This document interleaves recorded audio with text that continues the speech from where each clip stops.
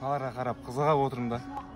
Баяғыда колледжде оқимыз, группаластармен бір осындай отырыстап отырмыз. Күшті, душевный. Бір жігіт келген, ішіп алған, короче. Келеді да, жігіттер, қыздар, біз де сендер сияқты оғамыз. Қызығып тұрмын сендерге, бір тоса айтып кетейінші, жастық шағым сағынып тұрмын дейді да.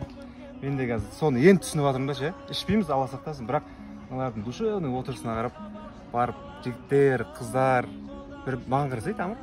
Жігіттер, қыздар, осы сәттеріңді бағалаңдар, осы сәттеріңді естен шығармай жақсы қылып өткізіңдер деп айтып келеді. TikTokта көбінесе жастар отырады, ғой негізі. Бұндай уақыт қайтып келмейді, өміріңде қайтып келмейді.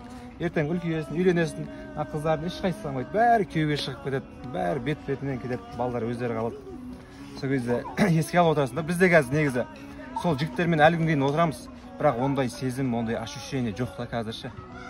Так что жастық шақтарыңды бағалаңдар, жас шақтарыңды дұрыс қылып, қызықты қылып, ұрыспай, қырылыспай, харам нәрсеге алданбай, мықты өткізсеңдерші.